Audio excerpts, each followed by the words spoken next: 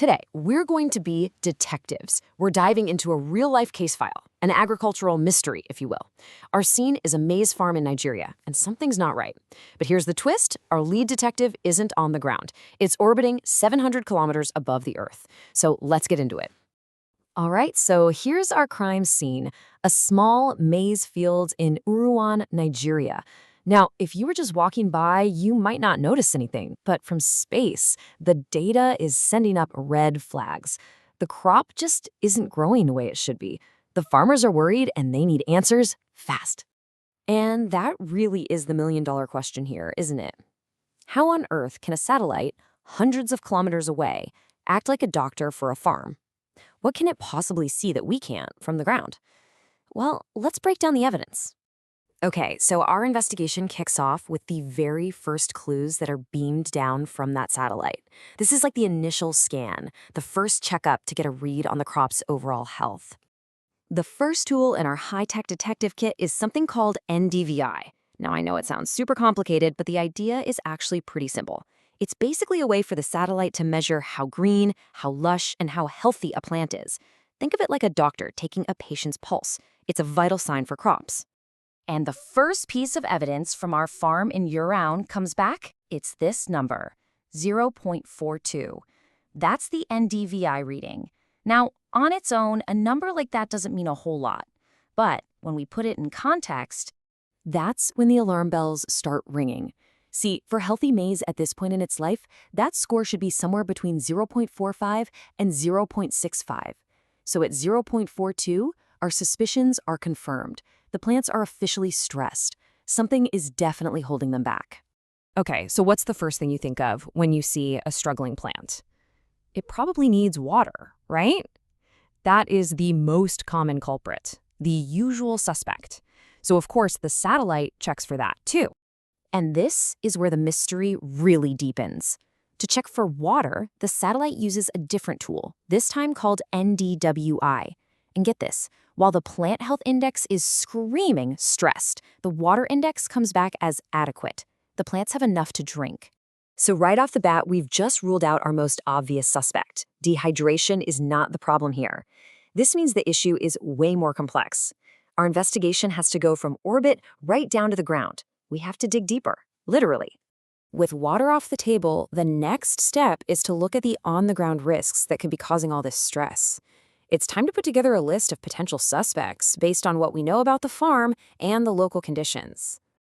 And here is our lineup. We've got common pests like the fall armyworm. We've got diseases that thrive in the local climate. And we've got these really aggressive weeds like speargrass that are fighting the maize for every last drop of nutrients. Any one of these could be part of the problem. But you know, while all of these are legitimate threats, the data suggests they might just be accomplices. They're symptoms of a much deeper issue. The analysis points to something more fundamental, a hidden problem that's making the plants weak in the first place. The real culprit? It's in the soil. And here it is. This is the smoking gun. The report shows that the soil organic carbon, or SOC, is at just 0.13%. Now, to put that into perspective, you want that number to be between 2 and 3% for healthy, fertile soil. This is critically low. It's practically zero. And this quote from the report nails exactly why that number is so devastating. With such low organic carbon, the soil has no ability to hold on to nutrients. It's like trying to fill a bucket that's just riddled with holes. Any fertilizer the farmer uses just washes right through before the plants can even get to it. So now we've got all the puzzle pieces. We've got the satellite data, the list of on-the-ground suspects, and we have found our main culprit. It's time to put it all together and make the final diagnosis. So here's the full picture, the chain reaction. The primary cause, the first domino to fall, is that critically low soil organic carbon. That directly leads to the symptoms, massive nutrient gaps. The plants are starving. And because they're so weak and malnourished, they become easy targets for all those other complications, the pests, the diseases, and the weeds we saw earlier. You know, a diagnosis is one thing, but it's the treatment plan that really matters. And this is where the technology comes back in, creating a super precise, data-driven prescription to get this farm back on its feet.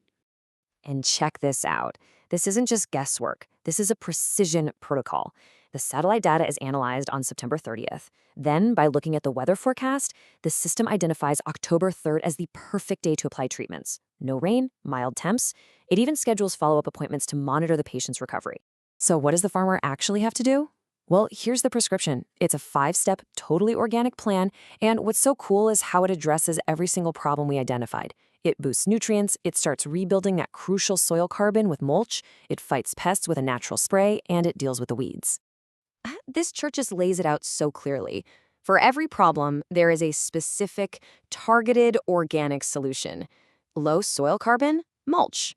Nutrient gaps? A special spray and wood ash. Pests? A homemade natural pesticide. Weeds?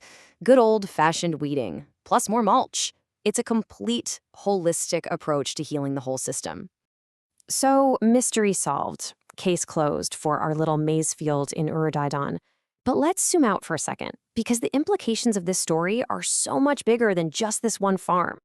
This quote from the report really sums up the whole philosophy. It's this incredible fusion of two worlds. You've got these time-tested, organic farming ideas about building healthy soil, and you combine them with cutting-edge satellite and weather data to make sure every single action is perfectly timed for maximum impact. And that right there is the key takeaway. This isn't just a one-off trick or a cool story. This is a scalable model. It's a blueprint for a smarter, more sustainable, and way more resilient kind of farming that could work just about anywhere in the world. Which really just leaves us with this final, kind of mind-blowing question. If we can give a single, small farm a complete health checkup and a personalized recovery plan from space, what does that mean for the future of feeding our entire planet? What's next?